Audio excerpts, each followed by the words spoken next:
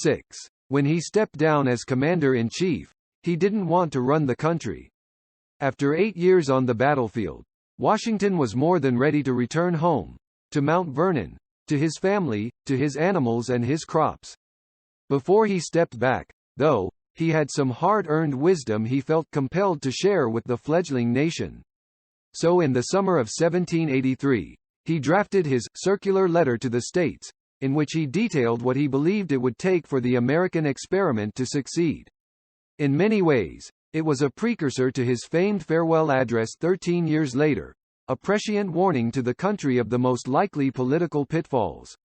In the letter, Washington establishes 4 things he felt would help guide America forward.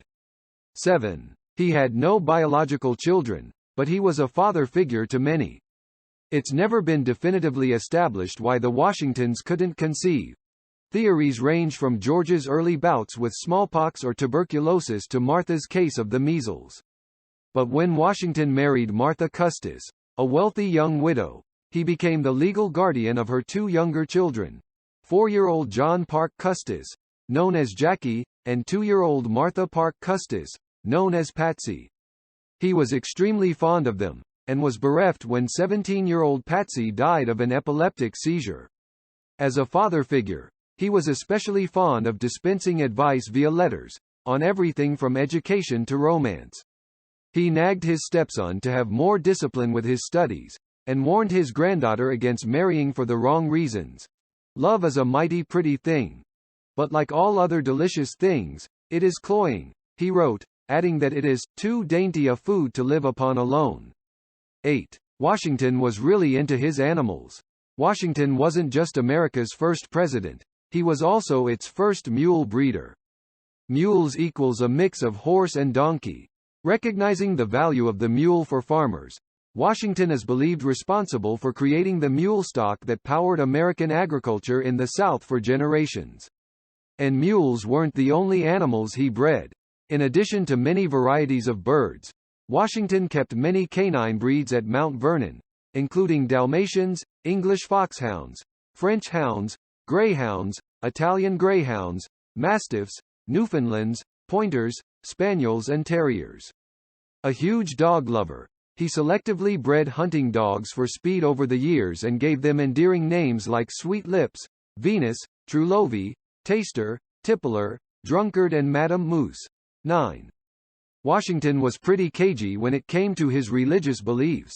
When it comes to his personal religious beliefs, Washington was tough to read. With so few accounts to draw from, historians are mostly limited to analyzing what Washington did, to try to understand what he may have believed.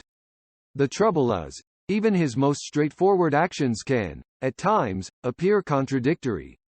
The first president encouraged his fellow Americans to show up for worship, for instance, but sometimes struggled to attend church himself for weeks at a time. For many years, he served as a dedicated vestryman and church warden, but left services instead of taking communion. And while he peppered his writings with references to providence, there's comparatively little mention of God or Jesus Christ. 10. He had a complicated relationship with slavery. Washington's contradictory attitudes toward slavery are one of the great mysteries of his life and legacy. Like nearly all wealthy Virginia landowners, he owned enslaved people who worked his land. He received the first enslaved people of his own when his father died in 1743. Washington, just 11 years old at the time, was willed 10 enslaved people. By the time he married Martha Custis in 1759, who came to the marriage with her own enslaved people, he had purchased at least 8 more. Over the years, Washington's thinking on slavery evolved. During the Revolutionary War, he became more uncomfortable with the thought of purchasing and owning other human beings. While he supported abolition in theory, he never tried it in practice. His plantation, his wealth and his position in society depended on enslaved people to work as laborers. When one of Martha's enslaved people fled to freedom in 1796, Washington spent the last 3 years of his life trying to force her to return. But when it came time to make his will, it contained an order to free his slaves, with the stipulation that they remain with Martha for the rest of her life. 11. Washington was a tough man to kill. A tall and robust man, Washington survived multiple life-threatening situations. At various points, Washington had diphtheria, tuberculosis, smallpox, malaria, dysentery, quinsy, carbuncle and pneumonia. He survived near drowning in an ice-clogged river. He survived the burning and massacre of Fort Necessity. He survived 2 horses being shot out from under him and 4 bullets passing close enough to pierce his clothing, all in one battle. Ironically, it was a cold that did him in.